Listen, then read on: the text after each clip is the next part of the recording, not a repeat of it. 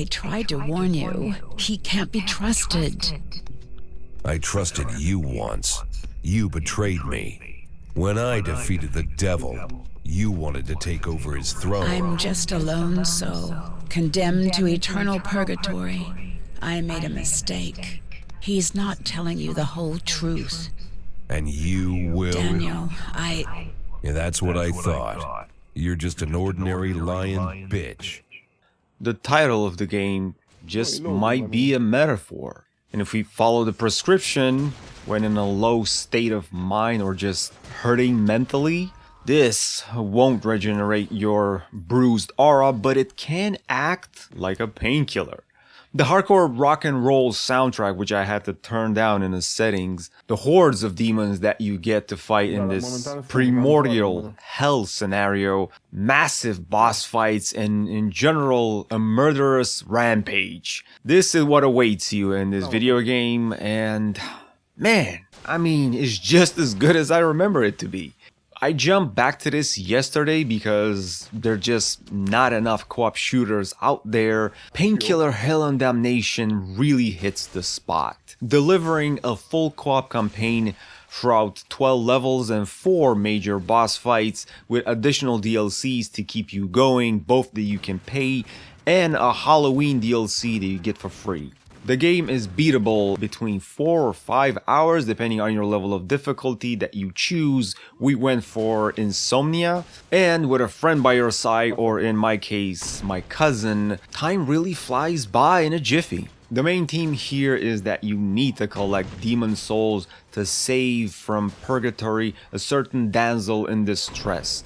Funny is that in co-op, one of you will be the main character and the second one is the actual female that needs saving.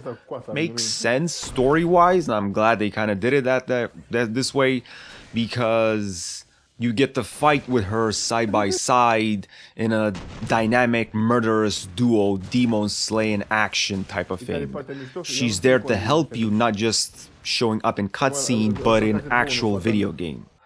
It's a good implementation and I like it, even though I don't know why she's kind of naked, only covering herself with just a little bit of clothing. Back then, I guess, that's how they'd made female characters. Guess that's right.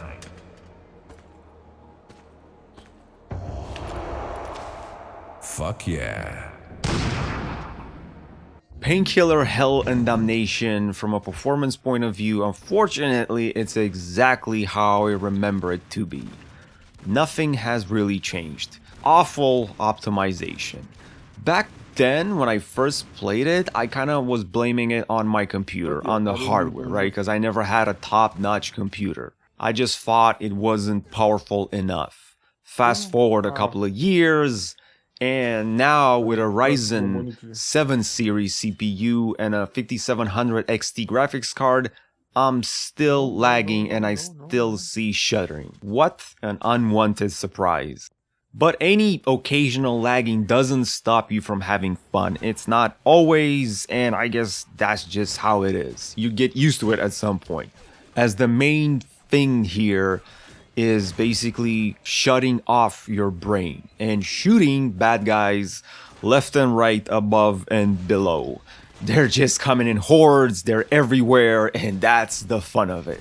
You can't get lost in the level, everything is straight up forward. There are tarot cards that you get to unlock or collect, acting in-game like buffs if you press E for a couple of seconds, giving you a little boost if you need it. And plentiful weapons, pretty weird ones if I might just say, to keep it fun and engaging enough for the loads of demon slaying action that's happening on screen. Man, I mean, in the end, we just loved it.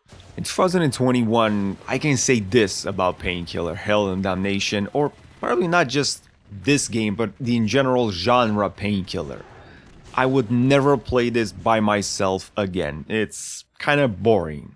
Except the co-op is a must, and I totally recommend it if you have someone to play this with. It's refreshing. I had a long day at work Friday night, and I just needed some relaxation. This was great, and it really did the job.